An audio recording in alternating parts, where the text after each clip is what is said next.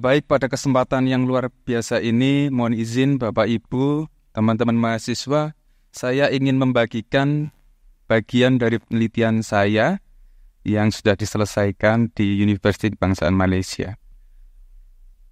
Baik Bapak Ibu, tema yang saya angkat ini mungkin sangat relevan kepada semua mahasiswa. Tidak hanya fokus pada mahasiswa ekonomi, akuntansi ataupun manajemen, tetapi setiap individu. Kenapa demikian?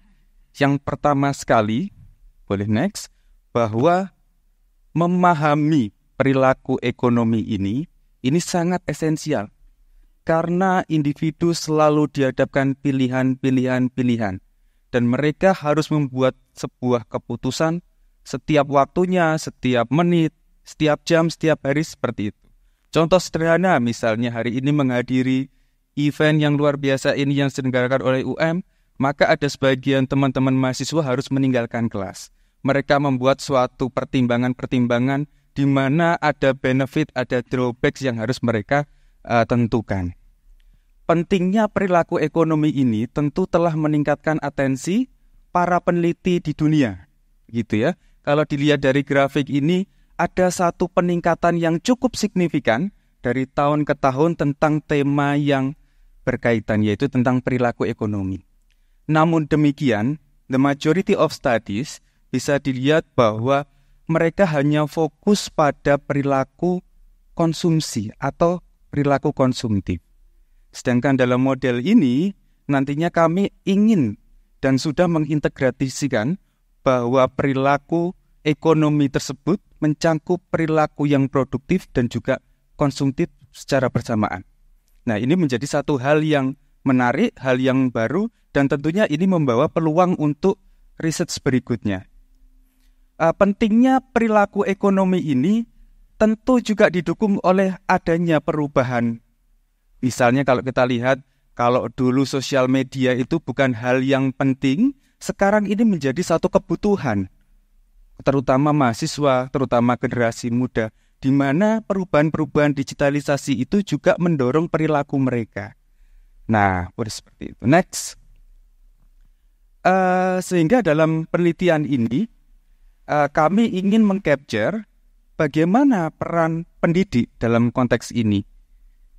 Kemudian juga kami ingin mengcapture bagaimana peran literasi. Dalam konteks ini adalah literasi digital, ada juga literasi ekonomi.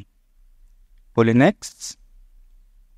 Sehingga ini model yang kami kembangkan bersama supervisor, bentuk perilaku ekonomi yang mengcover dua dimensi, baik perilaku produktif maupun konsumsi, dan juga bagaimana kita menempatkan literasi ekonomi dan literasi digital ini sebagai pendorong atau penguat dari perilaku ekonomi.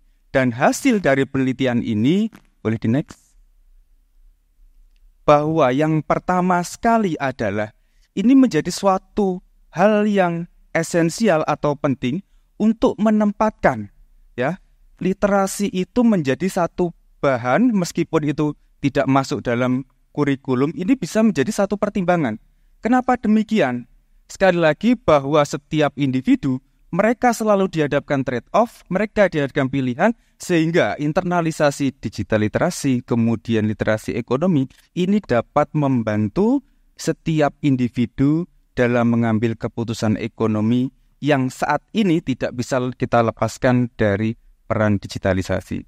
Untuk bacaan lebih detail dapat dilihat di 3 artikel ini. Yang pertama dapat dilihat di Social Science and Humanities Open, kemudian ada di Journal of Higher Education, Emerald, dan bisa diakses free karena universitas sudah support untuk jurnal-jurnal di Emerald, dan terakhir ada di Journal of Higher Education di Rusia.